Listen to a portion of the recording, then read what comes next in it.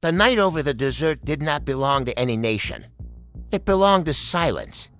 From the cockpit of the stealth drone, Captain Ari Ben-Yehuda watched the horizon shimmer like a blade held to the throat of darkness. Somewhere beyond that thin line of light lay cities that would never sleep peacefully again, not tonight, not tomorrow. The war had entered its quiet phase, the most dangerous one.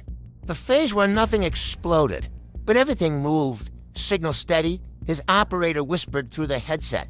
Target corridor confirmed. Ari exhaled slowly. He had flown missions for 15 years. But this one felt different. Not because of the risk was routine, but because of the weight. Every movement tonight could tilt a region into fire or pull it back from the edge. Across the border, deep beneath reinforced concrete and rock, Dr. Leela Ramani stared at the red countdown clock on the wall of the underground facility. 0 hours 17 minutes and 40 seconds. She wiped her palms against her lab coat. The bunker smelled of metal and recycled air. A scent she had come to associate with inevitability. Above her head were layers of earth, stone, and secrecy. Around her were scientists, soldiers, and machines humming with restrained power.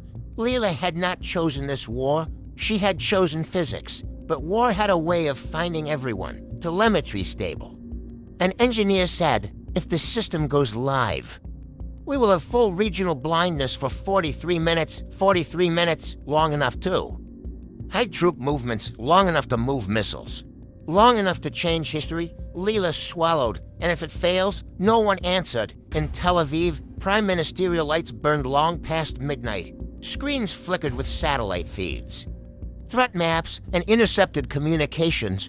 The room felt like a submarine sealed, pressurized. Silent except for low voices and ticking clocks. This is the moment, the defense minister said. If they activate that system, our eyes go dark, and if we strike, another voice asked, a pause. Then the north ignites, Hezbollah responds, the strait tightens, the markets panic. The Americans hesitate, and by dawn, he didn't finish the sentence. The prime minister turned too. Ari's live feed on the wall, the drone glided unseen through.